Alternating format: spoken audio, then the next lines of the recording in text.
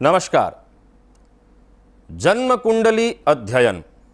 आज मैं आपके सम्मुख जो ये जन्म कुंडली लेकर के आया हूं, ये जन्म कुंडली मुझे ऑस्ट्रेलिया से इन्होंने भेजी है। 33 वर्षीय इनकी उम्र 33 वर्ष की है। अपने भविष्य संबंधी इन्होंने कुछ प्रश्न मुझसे किए हैं। विवाह को 4 साल हो चुके हैं। प्रथम, इनको अब तक कोई संतान नहीं है। संतान ना होना, इसमें कोई ज्यादा इनको टेंशन नहीं, कोई परेशानी नहीं। इनका कहना है कि हो ना हो हमें कोई फर्क नहीं पड़ता। दूसरा, हम पति पत्नी में कभी कभी नोक झोंक मतभेद होते रहते हैं। कहीं ऐसा तो नहीं कि हम लोगों का डाइवोर्स हो जाए, यह भी मन में एक शंका।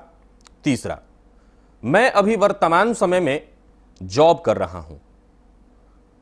क्या मुझे अपना खुद का कोई व्यापार करना चाहिए या जो मैं जॉब कर रहा हूं अभी उसी में रहना चाहिए। पत्नी भी इनकी जॉब कर रही हैं वहां पर। मैं आज आपको बता दूं सबसे पहले कि ये लोग मूल रूप से पंजाब के रहने वाले हैं और ज्यादातर पंजाब प्रांत के जो लोग हैं वो प्रायः विदेशों में बहुत बड़ी मात्रा में जाते हैं। आइए हम लोग इनकी जन्म कुंडली का पहले अध्ययन करते हैं, फिर इसके बाद इनकी पत्नी की भी जन्म कुंडली का अध्ययन करेंगे। देखिए, ये जन्म कुंडली सिंह लग्न की है। 5 नंबर से प्रारंभ हो रही है, अर्थात सिंह लग्न। लग्नेश सूर्य उच्च का होकर के कहां पर बैठे हैं तो भाग्य स्थान में। जहां पर आप इस कुंडली में ये 1 नंबर देख रहे हैं, बुध, मंगल और सूर्य। लग्नेश उच्च का होकर के भाग्य स्थान में और भाग्येश भाग्य स्थान में पहले से ही बैठे हैं। सूर्य और बुध की युति ने यहां पर एक उच्च कोटि का राजयोग बुधादित्य योग का निर्माण कर दिया। साथ ही सूर्य और मंगल की भी युति यहां पर हो गई, यह भी श्रेष्ठ स्थिति। अब आगे देखिए, जहां पर इनकी कुंडली में पहले हम लोग ग्रहों को देख लेते हैं। इससे क्या होगा कि हमें यह समझने में ज्यादा सहूलियत होगी कि कैसी स्थिति इनकी आगे भविष्य में रहने वाली है। जहां पर आप इस कुंडली में 7 नंबर देख रहे हैं, कुंडली का तृतीय स्थान पराक्रम का भाव है। वहीं पर शनि उच्च का और वक्री होकर के बैठे हुए हैं। शनि वहां पर उच्चस्थ स्थिति बना करके बैठे हैं। साथ ही शुक्र, जहां पर आप इस कुंडली में ये 2 नंबर देख रहे हैं, कुंडली का 10वां स्थान कर्म का भाव, यहां पर शुक्र और चंद्रमा की युति। शुक्र यहां पर स्वराशिस्थ मालव्य नामक महापुरुष योग।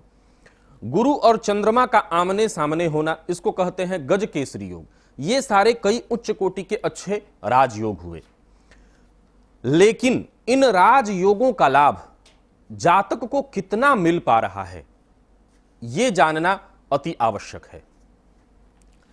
देखिए, सिंह लग्न की बात करूं तो सिंह लग्न में शनि के पास कोई विशेष बल नहीं होता, क्योंकि सिंह लग्न में शनि कारक बहुत ज्यादा नहीं होते, तटस्थ उनकी भूमिका होती है। लेकिन शनि जहां बैठते हैं उस जगह की वृद्धि कर देते हैं। सिंह लग्न का जातक नेतृत्व प्रधान, नेतृत्व की क्षमता लिए हुए, स्वतंत्र विचारधारा, अपने मन की करना, क्रोधी स्वभाव, ऐसा उसका व्यक्तित्व होता है। और जब लग्नेश भाग्य स्थान में जाकर के बैठ जाए तो निश्चित रूप से जातक का भाग्योदय, या यूं कहें कि जातक पूर्ण भाग्यवान होता है।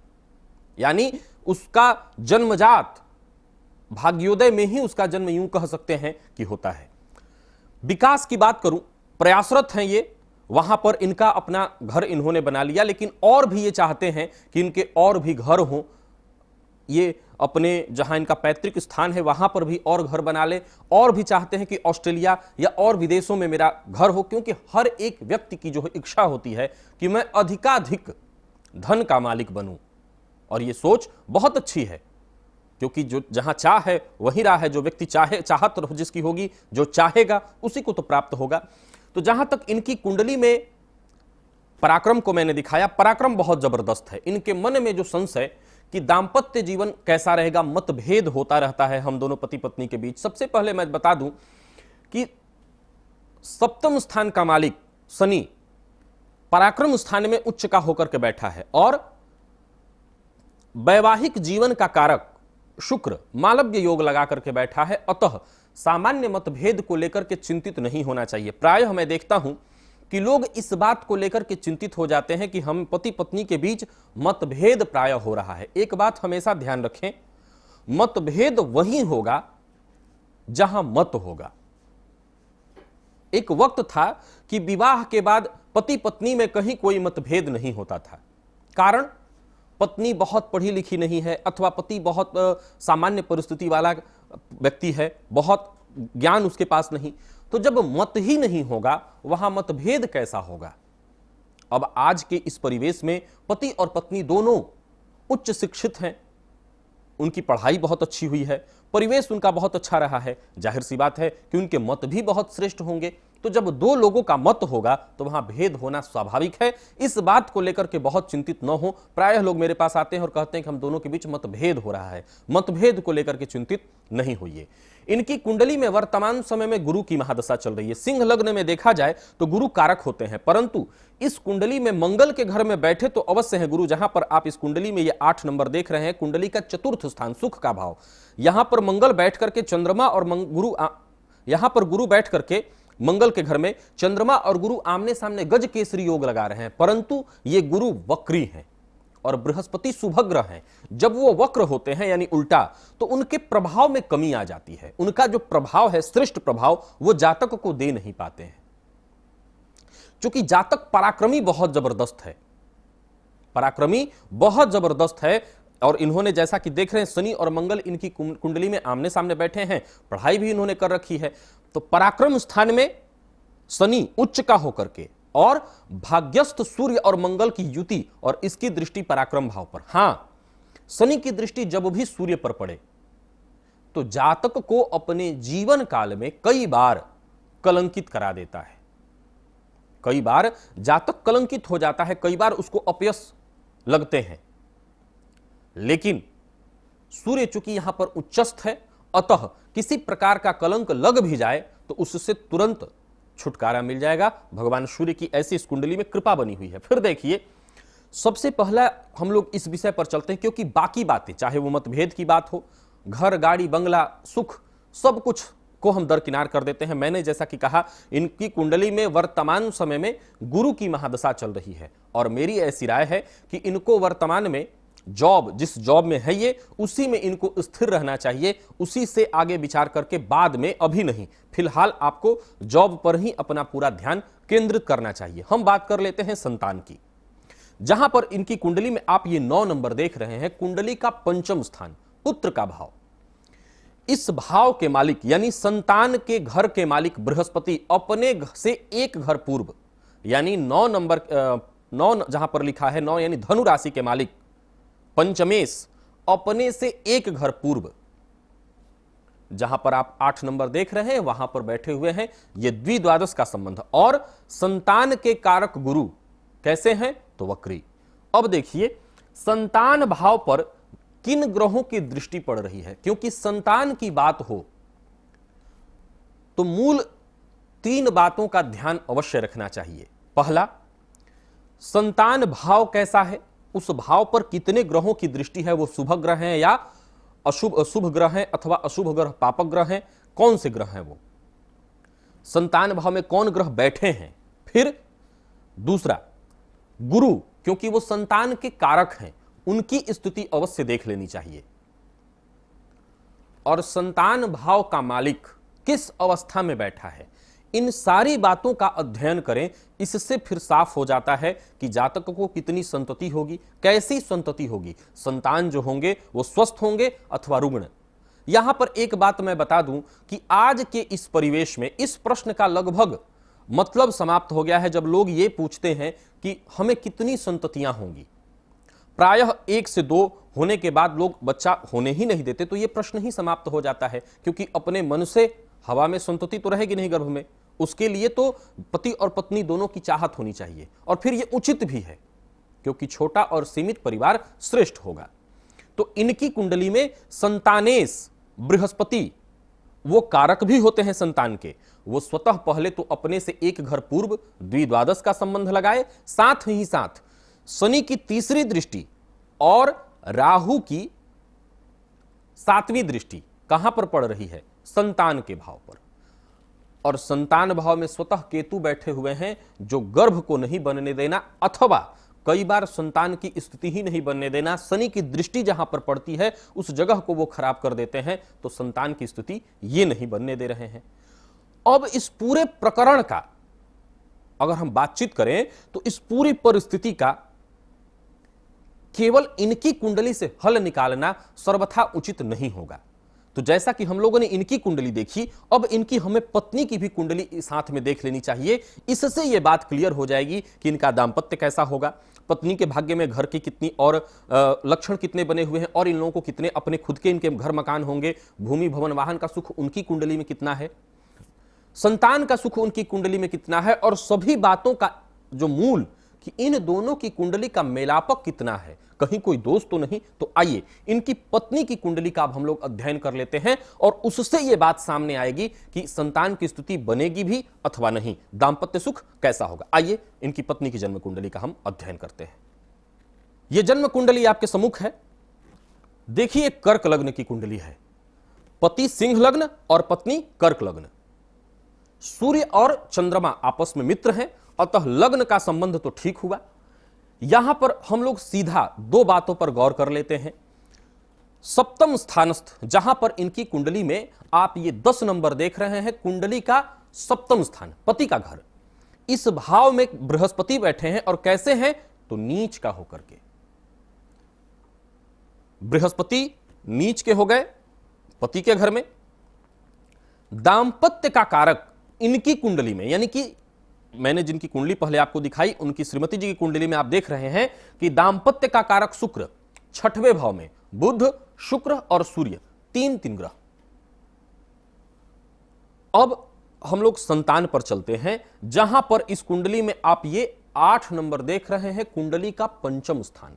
संतान भाव में शनि और चंद्रमा की युति ने विश्व दोष का निर्माण कर दिया, और संतान का कारक इनकी भी कुंडली में एक घर पहले मंगल और केतु की युति ने अंगारक योग का निर्माण किया।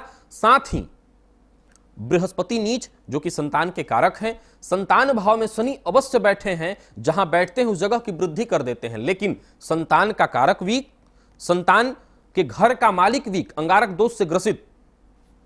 और देखा जाए तो इस संतान भाव पर किसी भी शुभ ग्रह की दृष्टि नहीं। और इतना ही नहीं, जब मैंने इन दोनों लोगों की कुंडलियों का मिलापक किया तो मैंने देखा कि इन दोनों की कुंडलियों का जो मिलापक आ रहा है वो 36 में से 18.5 गुण। ये 18.5 गुण कोई बहुत ज्यादा नुकसान नहीं करते अगर नाड़ी दोष नहीं होता। इन दोनों की कुंडलियों का जो मिलापक मैंने देखा उसमें नाड़ी का दोष है, दोनों की नाड़ी एक है। फिर इस अवस्था में निश्चित रूप से शास्त्र का जो मत है वो ये कहता है कि संतानोत्पत्ति नहीं होगी। मैंने अपने अध्ययन में देखा, मैंने बहुत जब इस पर रिसर्च किया, मैंने कई कुंडलियां देखी जहां पर नाड़ी का दोष था। वैसे वर्तमान समय में ये पति पत्नी ऑस्ट्रेलिया में रह रहे हैं, इनका बहुत जबरदस्त जॉब है, ये महिला बहुत श्रेष्ठ हॉस्पिटल में वहां के जॉब कर रही हैं, इनको किसी प्रकार की पैसे की कमी नहीं। भूमि भवन की बात करूं तो पति ने पहले ही घर ले लिया, पति पत्नी ने दोनों मिलकर के, आगे भी ये ले सकते हैं, यानी कि उसमें कोई समस्या नहीं। दांपत्य भी कमोबेश मिला जुला करके ठीक चल रहा है क्योंकि लग्न का संबंध अच्छा है। हां, इनकी राशि मंगल से प्रभावित हो रही है और उनकी जो राशि थी उसका संबंध शनि से बनने के चलते शनि और मंगल का आपस का संबंध बहुत बेहतर नहीं होता, अतः थोड़ा बहुत मतभेद तो होगा। लेकिन संतान की बात जैसा कि मैं कर रहा था कि मैंने रिसर्च किया तो मैंने पाया कि जब नाड़ी दोष हो तो प्रायः संतान नहीं होता, और अगर संतान हो तो ऐसे जातकों में प्रायः कन्या संततियां मैंने देखी। मैंने कई सारी कुंडलियों का एक साथ अध्ययन किया और मैंने उनमें देखा कि उनको प्रायः लड़कियां हो रही हैं। जहां ये लोग हैं वहां पर लड़के लड़की में कोई भेद नहीं है, परंतु ये ज्ञान की बात है। मैंने ज्ञानार्थ ये बात कहा कि नाड़ी दोष में संतान की सर्वथा स्थिति बनती ही नहीं, और जहां बन रही है वहां पर केवल लड़कियां हो रही हैं। यहां पर कई ज्योतिषी लोगों से आप लोगों ने सुना होगा कि ब्राह्मणों में नाड़ी दोष देखा जाता है, जो कि सर्वथा गलत है। इसका कहीं ना कहीं मैं शास्त्र के रूप में मत में खंडन कर रहा हूं। शास्त्र कहता है कि ब्राह्मण जाति नहीं, ब्राह्मण वर्ण, यहां जाति का कोई मतलब नहीं है। आप लोग कुंडली का जब मेलापक देखते हैं तो वहां पर सबसे पहले वर्ण लिखा होता है, फिर इसके बाद वश्य। तो वर्ण की अगर बात करूं तो ब्राह्मण है, क्षत्रिय है, वैश्य है, शूद्र है, किस वर्ण का जातक है। अगर ब्राह्मण वर्ण का है तो वहां पर संतानोत्पत्ति अवश्य बाधित हो जाएगी, और इन दोनों में एक ब्राह्मण वर्ण का है, अतः संतानोत्पत्ति में बाधा बहुत बड़ी मात्रा में, और जैसा कि इस कुंडली में भी दिखाई पड़ रहा है, संतानोत्पत्ति में बाधा ही रहने वाली है। फिर भी ज्योतिषीय जो मत है, जो उपाय है, हमें उसका पालन अवश्य करना चाहिए। संतान में जब इस प्रकार की बाधा हो तो सबसे पहले, चूंकि इनकी कुंडली में अगर मैं देखूं तो संतानेश अंगारक योग से ग्रसित, संतान का कारक नीच का, सबसे पहले पति पत्नी भगवान विष्णु की आराधना करें, घर में भगवान विष्णु की प्रतिमा रख लें, उसकी आराधना करें। संतान गोपाल मंत्र का जप खुद से करें, और कभी भारत आना हो तो भारत में आकर के संतान गोपाल का मंत्र ब्राह्मणों के द्वारा जपवाएं, संतान गोपाल का कवच बनाकर के गले में धारण करें। इससे निश्चित रूप से लाभ होगा। दोनों पति पत्नी भगवान विष्णु की जितना हो सके अधिकाधिक आराधना करें, इससे बहुत श्रेष्ठ लाभ होगा, क्योंकि बृहस्पति दोनों लोगों की कुंडलियों में कमजोर हैं, और बृहस्पति ही संतान के कारक हैं। इनकी कुंडली में अंगारक जैसा एक दुर्योग, शनि चंद्रमा की युति से विष दोष, और राहु केतु के मध्य ही सारे ग्रह बंधे हुए हैं, जो कालसर्प दोष का निर्माण करता है। इन दोषों की शांति अवश्य करानी चाहिए, जिससे बाकी का जीवन सुखद हो सके। तो जो ये मैंने छोटे छोटे उपाय बताए, अगर इनका सहयोग लिया जाए तो निश्चित रूप से अपने जीवन को सुखद बनाया जा सकता है।